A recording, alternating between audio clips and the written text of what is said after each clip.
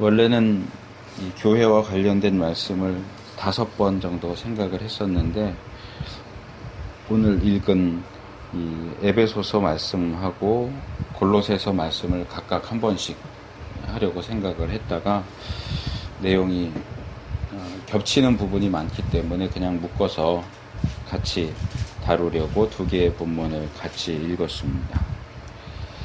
지금 읽은 에베소서와 골로새서는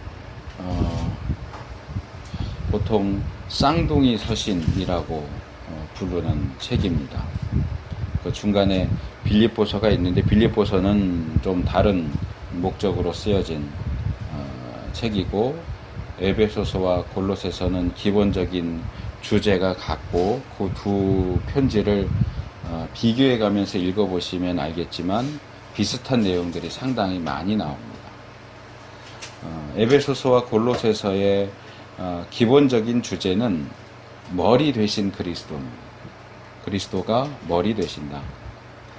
근데 조금 더 구체적인 내용으로 들어가면 두 책의 차이가 나는데, 에베소서는 예수님을 교회의 머리 되신 분, 교회의 머리이신 그리스도를 이야기한다고 하면, 골로새서는 만물의 머리 되신 그리스도를 이야기합니다.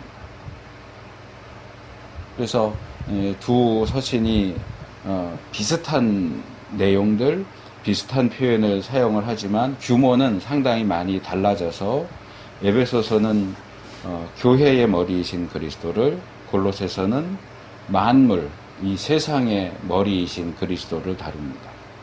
이 두 가지 그 메시지를 합쳐서 보면 하나의 그 위계 질서를 발견을 하게 됩니다. 일단 머리이신 그리스도라고 할 때 제일 꼭대기에 예수 그리스도께서 계십니다.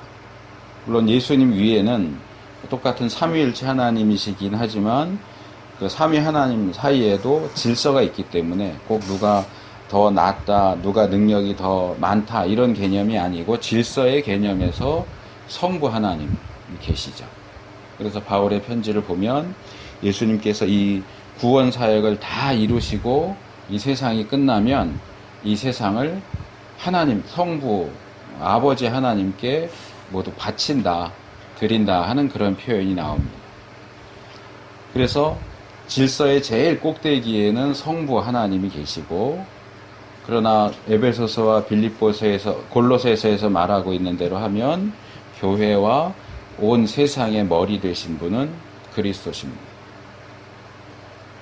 그 다음에 이제 그리스도 아래로 이제 체계를 잡아본다면, 사실 온 세계는 모든 것을 다 포괄하기 때문에 그냥 하나님, 성부 하나님, 그리스도, 그리고 온 세상 이렇게 간략하게 셋으로 나누어서 이야기할 수 있겠지만, 이 온 세상을 조금 더 세분화시켜서 말한다면 아마 가장 밑에 있는 것은 우리 개인이 될 것입니다.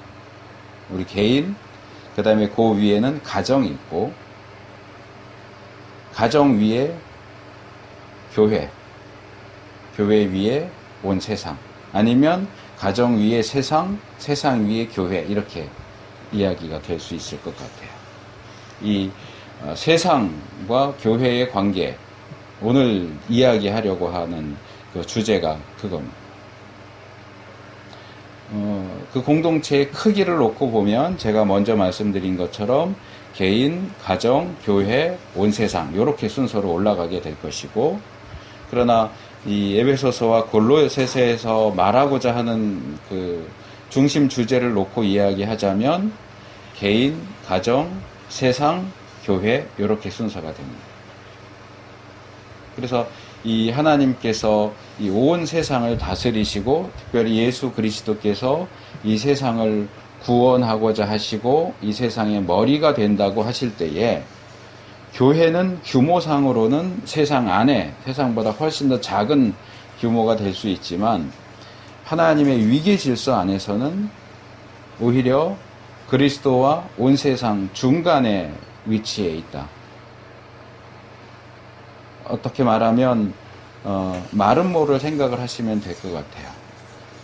이렇게 제일 밑에가 뾰족하고 중간에 넓어졌다가 다시 뾰족해지는.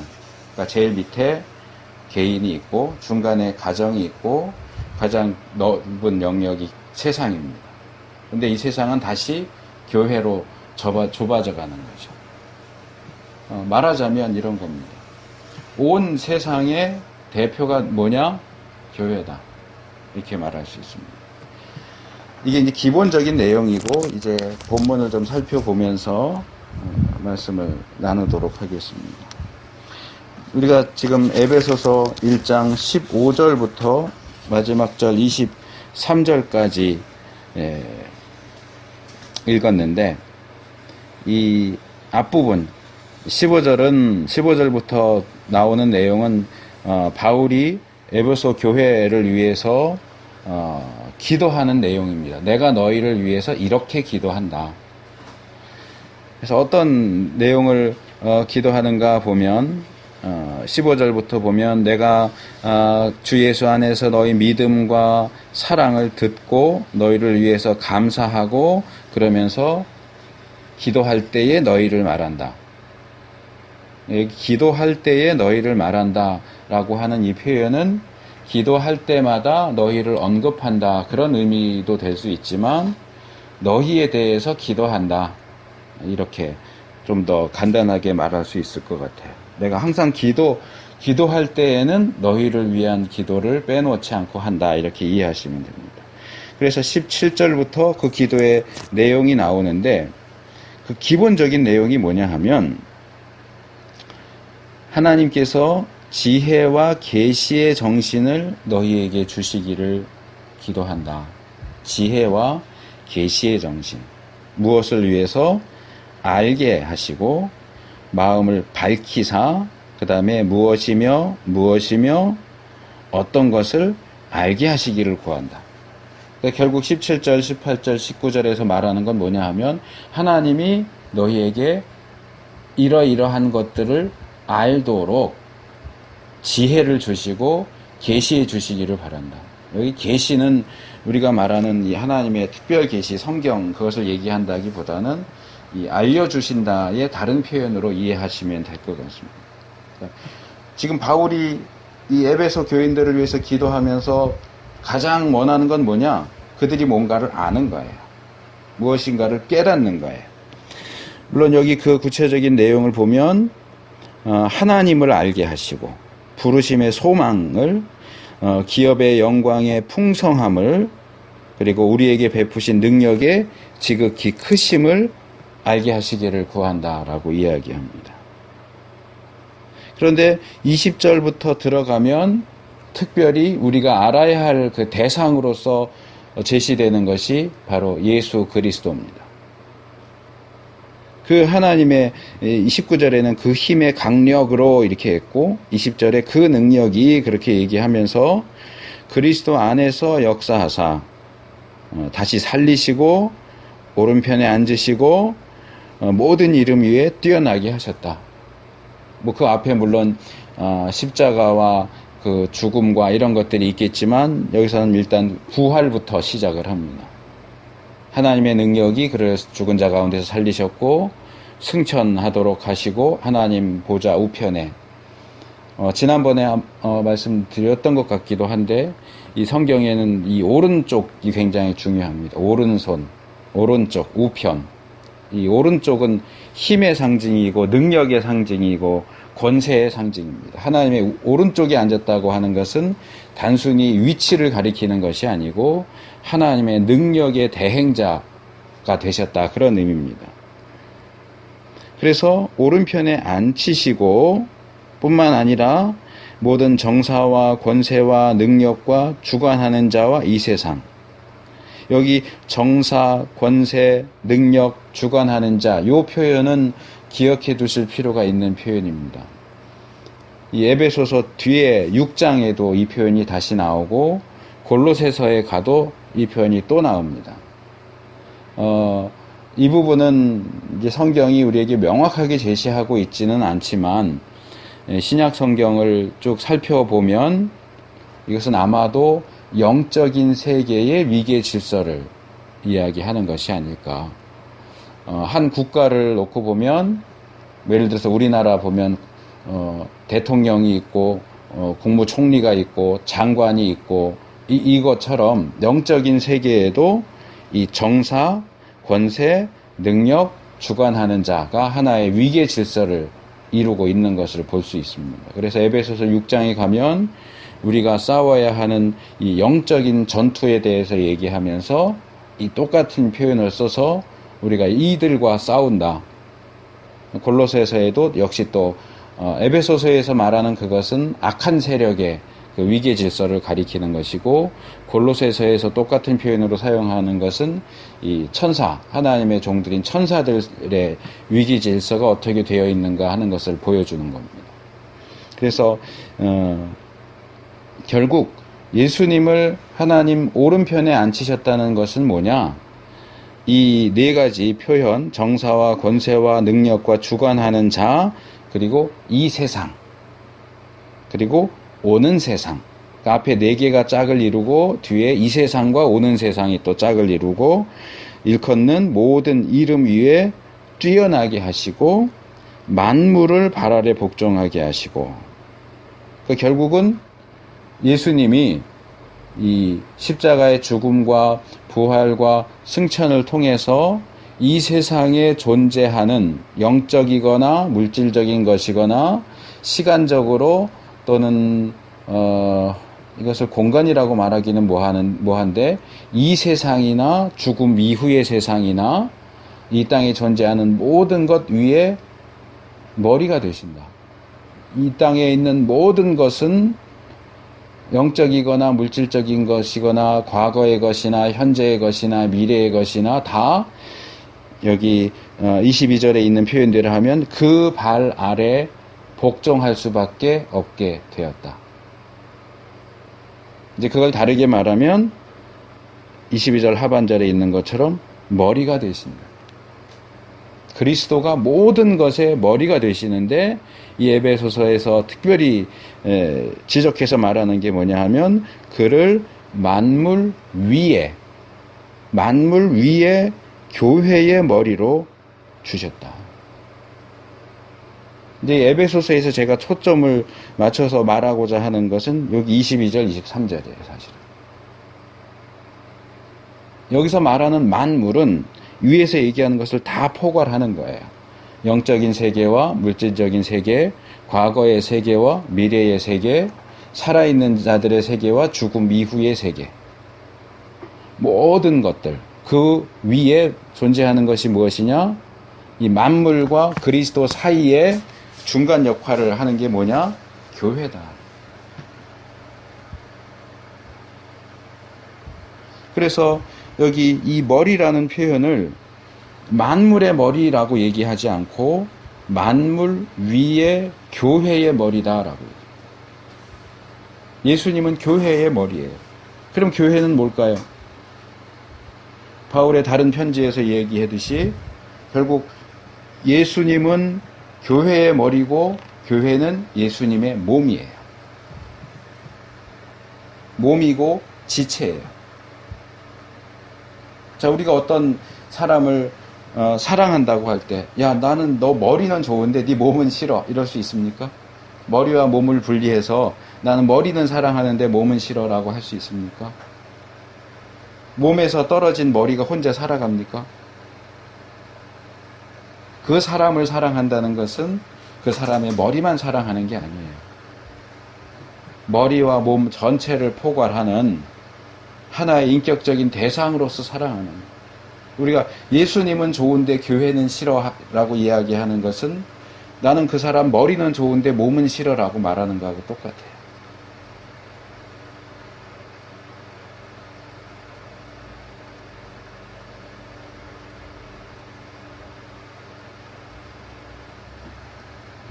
교회는 뭐냐? 교회는 그의 몸이니 만물 안에서 만물을 충만케 하시는 자의 충만이다. 자, 교회의 위치가 또 하나가 나왔어요. 22절에서는 교회는 만물 위에 있다 얘기를 했고, 여기 23절에서는 만물 안에 있다 이렇게 얘기해요.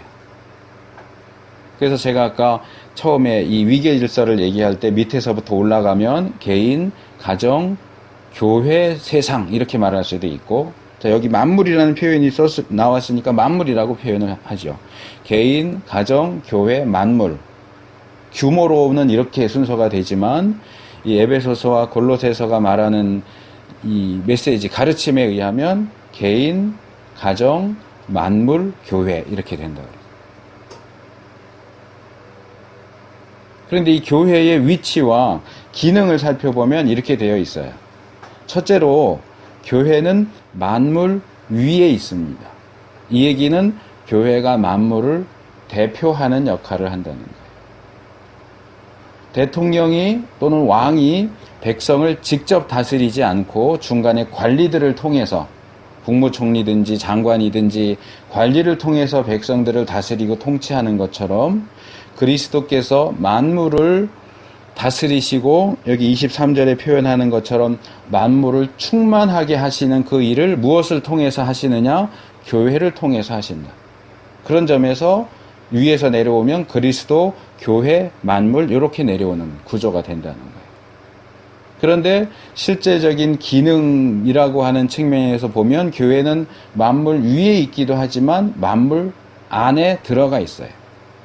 교회는 세상 안에 있어요. 세상과 동떨어져서 따로 존재하는 것이 아니라 세상 속에 있으면서 그리스도께서 그 교회를 통해서 만물을 충만하게 하시는 일을 하신다는 거예요. 이 만물을 충만하게 한다라고 하는 표현은 복음서에 나오는 내용을 그 표현을 가지고 와서 말하자면 예수님이 제자들을 향해서 이런 말씀을 하셨어요. 너희는 세상의 소금이다. 너희는 세상의 빛이다.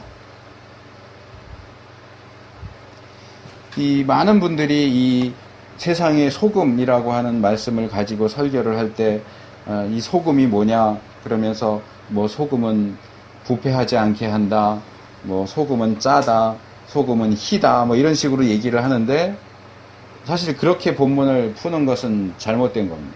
왜냐하면 예수님이 너희는 세상의 소금이다라고 말씀하실 때 이 소금의 특징은 딱 한 개밖에 얘기하지 않아요. 맛이에요, 맛. 그래서 소금이 그 맛을 잃으면 어떻게 되겠느냐라고 말씀을 하시는 거예요. 그것을 다르게 표현하면 이런 겁니다. 그리스도의 제자들은, 그리스도인들은 또는 교회는 이 세상 속에 처지는 소금이에요. 왜 처지느냐? 맛을 내라고 치는 거예요. 음식물을 만들 때 그 음식물이 맛이 있으라고 소금을 치는 거예요. 간을 맞추는 거죠.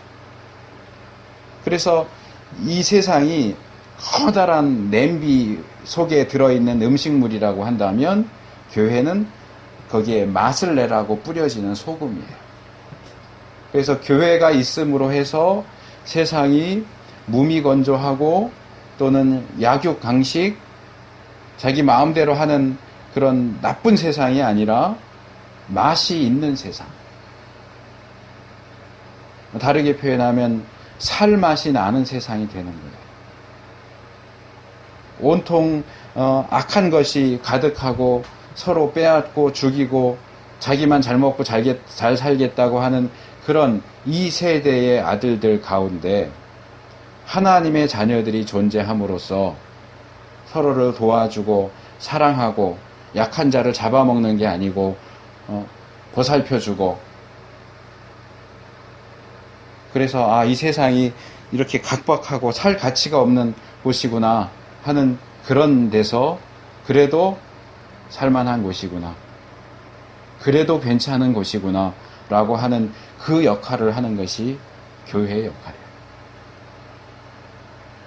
그래서 물론 이제 신학적으로 말하면 일반 은총이라고 하는 것이 있어서 하나님께서 믿지 않는 자들에게 은혜를 주세요. 그래서 이 일반 은총에 의해서 믿지 않는 사람도 듣기에 좋은 노래를 쓸 수 있고 보기에 아름다운 그림을 그릴 수 있고 학문적인 어떤 좋은 결과들을 낼 수가 있어요.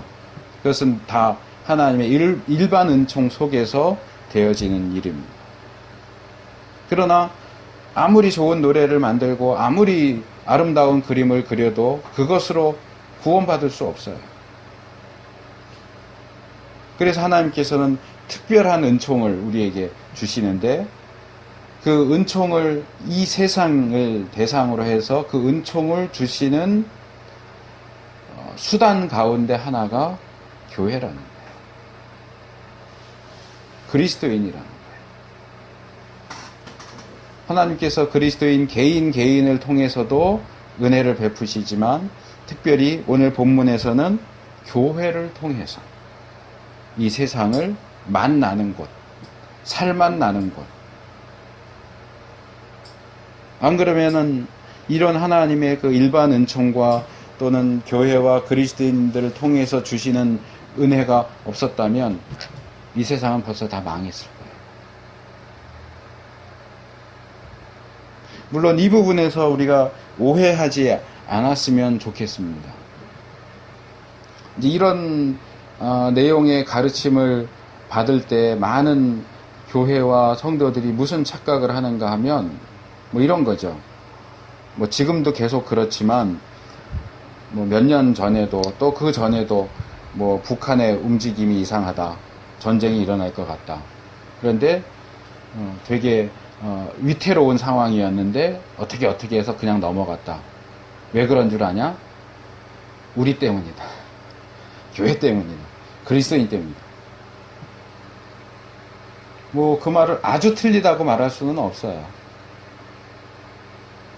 아주 틀리다고 말할 수는 없지만 마치 그 전쟁을 자기가 막은 것처럼 얘기하는 건 그건 잘못된 거예요. 그건 하나님의 섭리와 역사 속에서 되어진 거지 꼭 나 때문에 그러냐. 근데 왜 나라의 전쟁을 막는 사람들이 개인 삶은 그렇게 엉망일까요? 자기 개인의 문제도 해결하지 못하는 사람들이 나라의 전쟁은 막았다고 그래요. 크게 통틀어서 포괄적으로 말하면 틀린 말은 아니에요. 하나님이 교회 때문에, 그리스도인들 때문에 이 땅에 은혜를 베푸시는 건 사실이에요. 그런데 그게 나 때문이야. 내가 지난번에 어떤 모임 가서 기도했기 때문이야. 아니요, 그거는 너무 지나칩니다. 애들 말로 너무 오버하는 거예요.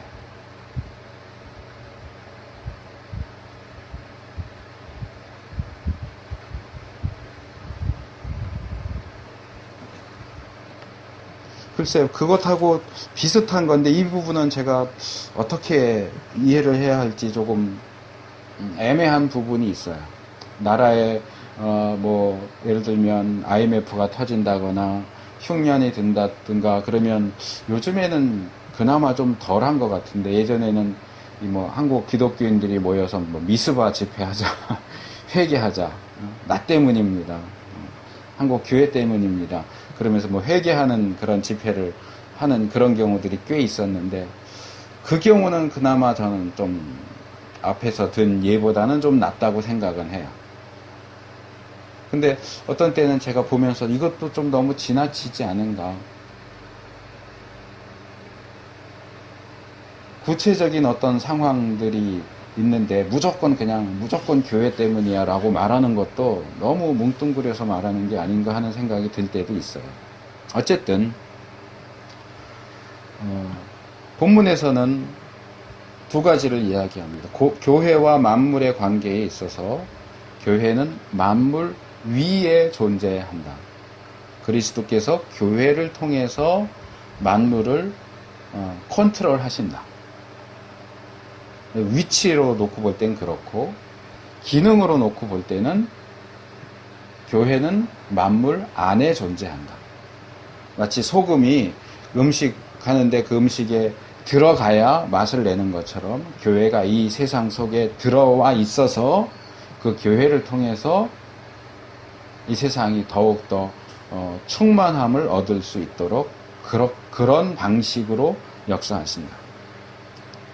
그 다음에 골로새서로 넘어와 봅니다. 골로새서 본문은 우리가 1장 13절부터 좀 길게 읽었는데 이 본문은 둘로 나누어집니다. 이제 이 13절은 제가 중간에서 끊었지만 사실 9절부터 연결되는 내용인데, 지금 우리가 읽은 본문도 좀 많기 때문에 제가 의도적으로 중간에서 끊었어요. 이 13절부터 23절까지, 그러니까 정확하게 말하면 9절부터 23절까지가 한 단락입니다. 이건 뭐냐 하면, 우리가 아까 에베소서 1장 15절부터 쭉 보면서 뒷부분으로 가면, 중간 정도 가면, 바울이 에베소 교인들에 대해서 어떤 기도를 하느냐, 알게 하시기를 원한다, 이렇게 얘기를 하다가 그 능력이 어떻게 예수 그리스도를 통해서 어떻게 행해졌는가를 얘기했잖아요. 그 예수 그리스도를 통해서 어떤 일이 행해졌는가가 이 골로새서 1장 9절부터 23절까지의 내용입니다. 같은 내용인 거죠. 그래서 이 구원이라고 할 때 하나님께서 우리를 흑암의 권세에서 사랑의 아들의 나라로 옮겨주셨고, 그것을 위해서 예수님이 십자가에 죽으시고 부활하셨다는 거죠. 그래서 그게 14절에 그 아들 안에서라고 하는 표현이 그거예요.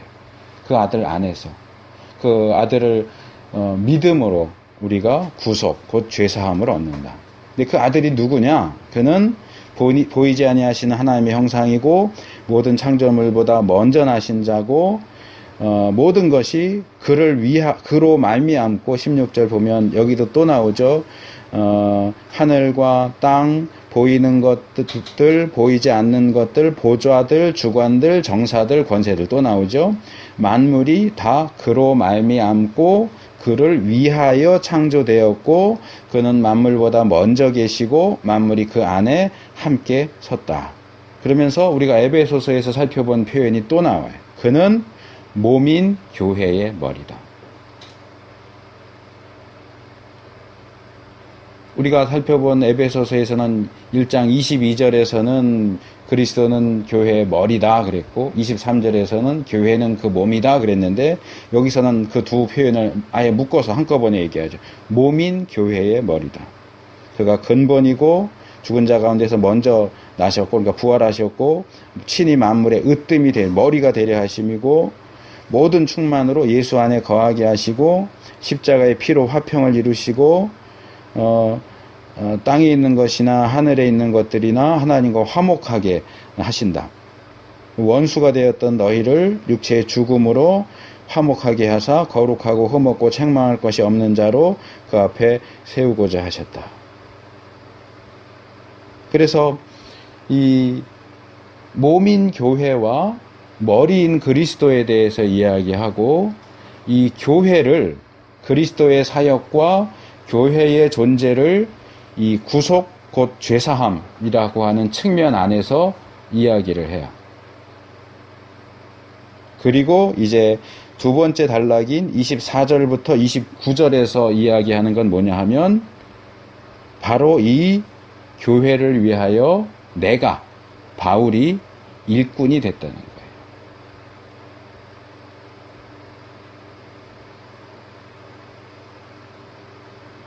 내가 이제 너희를 위하여 받는 괴로움을 기뻐하고 그리스도의 남은 고난을 그의 몸된 교회를 위하여 내 육체에 채우노라. 자, 바울이 복음을 전하느라고 고난을 많이 받았어요. 그런데 바울 스스로는 자신이 받은 그 고난을 어떻게 정리하고 있느냐, 어떻게 이해하고 있느냐? 그것은 그리스도의 남은 고난이다. 그 고난은 무엇을 위해서, 누구를 위해서 받는 고난이냐 하면 그의 몸된 교회를 위해서 받는 고난이다. 그래서 그리스도의 남은 고난을 내가 이어받아서 나도 고난을 받는데, 누구를 위해서, 무엇을 위해서? 교회를 위해서 받는다. 교회를 위해서 받는 고난이고, 그것이 그리스도의 남은 고난을 받는 것이기 때문에 나는 그 고난과 괴로움을 기뻐한다.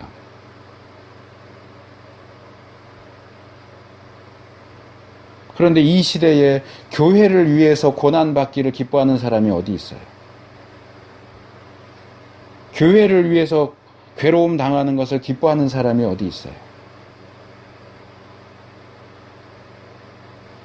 그리스도의 남은 고난이 교회를 위해서 받아야 한다라고 하는 사실을 이야기하는 사람이 어디 있어요? 교회가 마음에 안 들고 목사가 마음에 안 들고 그러니까 교회 싫어. 아무도 교회를 위해서 고난 받으려고 하지 않아요. 그리스도의 고난은 교회를 위한 고난인데 바울이 했던 것처럼 그리스도의 남은 고난을 우리가 교회를 위해서 받아야 하는데 예수님은 좋은데 교회는 싫대요. 물론 이 부분에도 이제 오해의 여지는 있어요. 그리스도의 남은 고난이라는 표현 때문에 이 교회 역사를 보면 어떤 이단들은 그리스도의 구원 사역이 완전하지 않다. 아직도 뭔가 남겨져 있다. 그렇게 주장하는데 그 얘기가 아니에요. 그리스도의 구원 사역은 완전하죠. 그러나 그것이 이루어져 가는 과정 속에서 이것도 이미 포함하고 있는 것이라고 봐야 됩니다. 바울의 고난도, 우리가 교회를 위해서 받아야 하는 고난도 그리스도의 남은 고난으로서 이미 그리스도가 받으신 고난에 포함되어 있는 거예요. 그래서 내가 교회 일꾼 된 것은 이렇게 얘기해요. 바울은 사도입니다. 근데 바울 자신이 나는 교회 일꾼이다. 내가 교회 소속이다. 교회에 소속된 직원이다. 그렇게 얘기해요. 하나님이 너희를 위하여 내게 주신 경륜을 따라 하나님의 말씀을 이루려 함이라. 여기 하나님의 말씀은 26절에 다시 비밀 그렇게 얘기해요. 만대와 만대로부터 감추어졌던 것인데 이제 나타났다. 그게 뭐냐? 너희 안에 계신 그리스도시다. 예수님이 우리 안에 계시다는 게 뭐가 특별한 비밀이냐?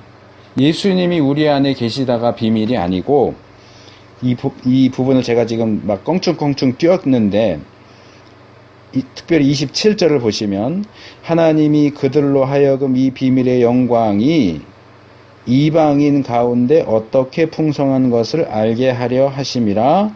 이 비밀은 너희 안에 계신 그리스도시니 곧 영광의 소망이라. 우리가 그를 전파하여 각 사람을 권하고 모든 지혜로 각 사람을 가르침은 각 사람을 그리스도 안에서 완전한 자로 세우려 함이니. 여기 우리가 특별히 주목해서 봐야 하는 단어가 하나 나오는데 이방인이에요. 이방인. 이 시대의 유대인들은 이방인이 하나님의 백성이 된다고 생각하지 않았어요. 유대인 출신 그리스도인들도 이방인, 자기들 안에는 예수님이 계시지만 이방인 안에도 예수님이 계실 거라고 생각하지 않았어요. 바울이 말하는 비밀은 그거예요. 이 비밀에 대한 얘기를 여기서만 얘기하는 게 아니고 바울 서신 곳곳에 나오는데 그 내용들을 요약해서 말하면 이거예요. 바울이 말하는 하나님이 나에게 알려주신 비밀이 뭐냐? 유대인만 예수 믿고 구원받는 게 아니고 이방인도 예수 믿어서 구원받는다. 그래서 유대인 출신 그리스도인과 이방인 출신 그리스도인이 한 몸이 되는 것, 하나가 되어서 하나님의 백성이 되는 것, 이게 바울이 깨달은 비밀이에요. 유대인이나 이방인이나 차별이 없이 예수 그리스도를 믿음으로 예수 그리스도를 그들의 안에 모심으로써 영광 가운데 함께 들어가게 되는 것. 근데 유대인이든 이방인이든 복음을 들어서 그들 마음 안에 예수님을 영접하고 그리스도의 영광 가운데 들어간다라고 할 때 이제 실제적인 측면에서의 단계가 있는 거죠. 유대인 개인이 있고 이방인 개인이 있고 그리스도의 영광이 들어간다라고 할 때 이것은 하나님의 나라를 가리키는 것일 수 있는데 그냥 믿고 바로 하나님의 나라로 가느냐 그 중간 과정이 있는데 그게 교회라는 거예요. 이 부분은 에베소서에서 더 많이 이야기하죠. 그리스도의 십자가의 죽음으로 이방인과 유대인 사이에 막힌 담이 헐렸다. 그래서 이 둘이 하나가 돼서 하나님 앞에 나아가도록 하셨다. 유대인 그리스도인 너희들은 이방인을 배척하지 마라. 이방인 그리스도인을 배척하지 마라.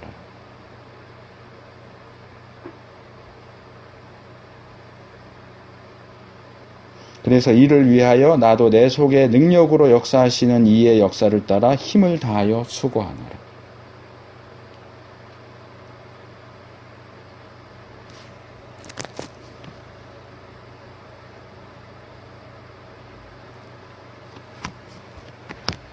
바울은 그리스도를 위하여, 하나님을 위하여 최선의 노력을 기울였어요. 힘을 다하여 내가 낼 수 있는 능력을 모두 내서 수고한다고 이야기해요. 그런데 그것이 먼저 1차적으로 대상이 되고 초점이 되는 게 뭐냐 하면 교회예요. 그래서 바울은 이 땅에 있는 동안 교회를 세우기 위해서 그렇게 노력을 한 거예요. 이 교회를 세운다는 거 뭐 어디 가서 또 교회 세우고 그런 의미가 아니고 전체적인 의미에서. 왜냐하면 우리가 믿어서 하나님 나라로 바로 가는 게 아니고 교회를 거쳐서 하나님 나라로 가는 거기 때문에 이 중간 과정에서 이 교회를 세우는 거예요. 유대인 그리스도인들도 모아서 교회를 세우고 이방인 그리스도인들도 모아서 교회를 세우고 유대인과 이방인 다 모아서 교회를 세우고 이쪽 지역 저쪽 지역 그것들이 다 합쳐져서 하나의 커다란 교회가 되어서 하나님의 나라로 들어가게 되는 거예요. 그게 바울이 그린 그림이에요.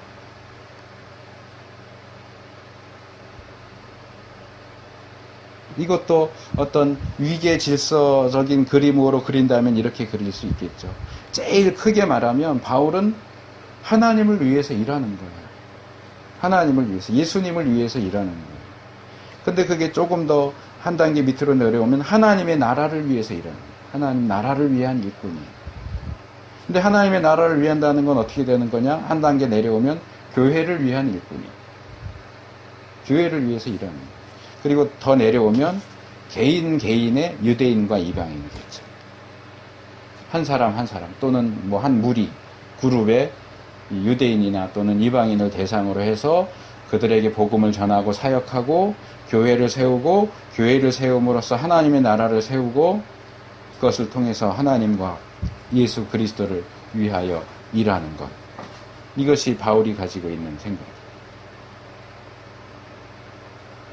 문제는 제가 이 연속 설교를 시작한 이유, 그리고 제가 이 교회에 대한 메시지를 전하면서 계속 지적하는 그 가나안 성도라고 하는 이 개념 속에는 교회가 빠져 있다는 거죠. 개인과 하나님 나라를 연결하는 중간 고리로서의 교회를 빼버렸어요. 만물과 그리스도를 연결하는 중간 고리로서의 교회가 없어져 버렸어요. 없어졌다기보다는 고의로 없애고 있어요. 물론 교회가 잘하고 있다 하는 얘기는 아니에요. 현실적인 의미에서 교회가 잘못하는 거 정말 많습니다. 목사가 잘못하는 것도 참 많습니다. 교인들이 잘못하는 것도 물론 많죠.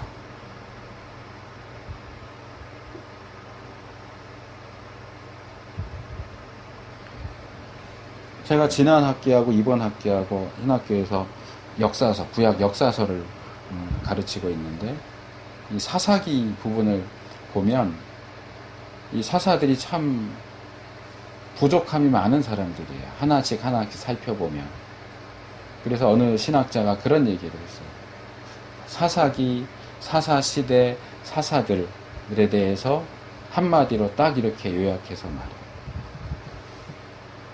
하나님께서 부족한 시대에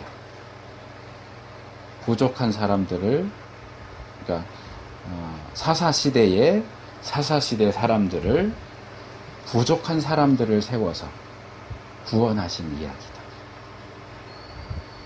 부족한 시대에 부족한 사람들을 부족하다? 모자르다? 이렇게 해도 될 것 같아요. 모자른 시대의 사람들을, 모자른 사람들, 사사들을 세워서 그들을 구원하신 이야기가 사사기다. 그래, 교회도 모자라고, 좀 모자란 공동체고, 목사도 모자란 사람들이에요. 교회에 소속된 교인들도 모자란 사람들이고요.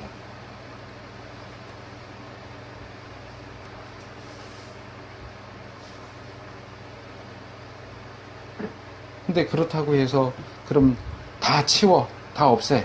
이스라엘도 필요 없고 사사도 필요 없고 교회도 필요 없고 목사도 필요 없고 그렇게 할 수 있느냐 말이에요.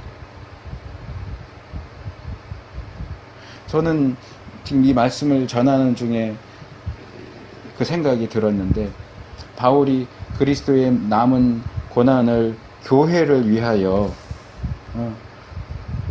내 육체에 채운다 라고 하는 말을 하는데, 그게 구체적으로 뭘 가리키는 것일까? 그 중에 하나는 이런 것일 수도 있겠다 하는 생각이 들었어요. 그게 뭐냐 하면,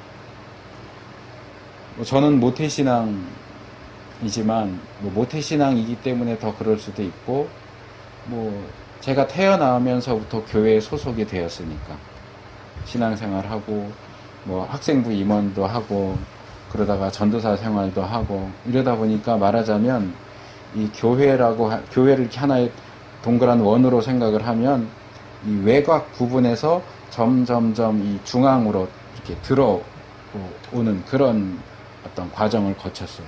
근데 이 중심부로 이렇게 들어가면 들어갈수록 교회가 내가 생각하는 그런 모습이 아니구나 하는 것을 보게 돼요. 교회만 그런 건 아니죠. 어떤 인간의 모임도 그래요. 그냥 수박 겉핥기로 이렇게 겉으로만 보면 이 모임은 참 행복한 모임이고 저 사람들은 다 행복해 보여, 고민이 없어 보여. 근데 조금 더 들어가 봐요. 같이 생활해 봐요. 그러면 행복하지 않을 때가 있다는 걸 발견하게 돼요. 저 사람들이 개인별로 늘 행복한 게 아니고 행복하지 않을 때도 있고 늘 안고 있는 고민거리도 있다는 걸 알게 돼요. 그러니까 일반 성도들도 마찬가지죠. 처음 교회 나올 때는 여기는 정말 믿는 사람들, 거룩한 사람들만 있는 것 같아. 근데 집사 되고 안수 집사 되고 재정도 맡고 재직회도 들어가고 이렇게 하다 보면 이게 교회가 이게 뭔가 문제가 많다. 이 사람 저 사람 이렇게 연결돼서 문제가 많다. 그러면 이제 시험에 드는 거죠. 목사님도 그냥 100% 거룩 덩어리인 줄 알았더니 들어가 보니까 이게 거룩하지 않은 모습들도 많이 발견되고, 때로는 화도 내고 짜증도 내고 잘못하는 일들도 많고, 그러면 아니네. 그럴 때 취하는 가장 일반적인 게 뭐냐 하면 가나안 성도들이 하는 것처럼 뛰쳐나오는 거예요. 깨끗한 줄 알고 들어갔더니 에이 더러워 하고 나와버리는 거예요. 목사를 다 거룩한 줄 알았더니 사기꾼이 너무 많아. 그러고 나와버리는 거예요. 제가 말씀을 전하면서 떠올린 건, 바울이 교회를 위하여 그리스도의 남은 고난을 내 육체에 채운다는 것은 결국 이런 의미도 있다. 이것이다가 아니고 이런 의미도 있을 수 있다. 부족한 사람들, 부족한 목사, 부족한 교회 안에서 그 부족함을 견디는 거예요. 힘들고 괴롭지만 내가 있어야 할 그 자리를 지키고, 부족한 목사를 위해서 기도하고, 부족한 교회를 위해서 기도하고, 부족한 교인들을 위해서 기도하고, 어떻게든 그들을 바르게 세우기 위해서, 어떻게든 그 안에서 올바른 신앙 생활을 지속할 수 있도록 하기 위해서 그 안에 떠나지 않고 버티고 앉아서 내가 해야 할 일을 하는 거예요. 그것도 그리스도의 남은 고난을 교회를 위하여 내 몸에 채우는 방법 가운데 하나일 수 있겠다라는 생각을 했어요. 이 세상에 있는 모든 교회는 부족합니다. 이 세상에 있는 모든 목사는 부족합니다. 이 세상에 있는 모든 예수 믿는다고 하는 사람들도 역시 부족합니다. 다 부족하다. 그러니까 어쩔 수 없다. 그 얘기가 아닙니다. 부족한 건 우리의 현실입니다. 그러나 성경은 우리에게 온전해지기를 요구하고 거룩해지기를 요구합니다. 그럼 어떻게 해야 됩니까? 거룩해지려고 노력해야죠. 온전해지려고 노력해야죠. 내 스스로 그렇게 하려고 노력해야 하고, 내가 소속되어 있는 가정이 그렇게 되려고 노력해야 하고, 그리고 내가 소속된 교회가 그렇게 되도록 노력해야 됩니다. 부족하다고 해서 가정을 떠날 수 없듯이, 부족하다고 해서 교회를 떠날 수 없습니다. 뭐 세월호라든지 그 이전에 여러 가지 사건들을 보면 그렇게 해서 자녀를 잃은 사람들이 난 이 나라 싫다 그러고 외국으로 이민 가는 그런 경우들이 있는데, 저는 그거 올바른 방식이라고 생각하죠.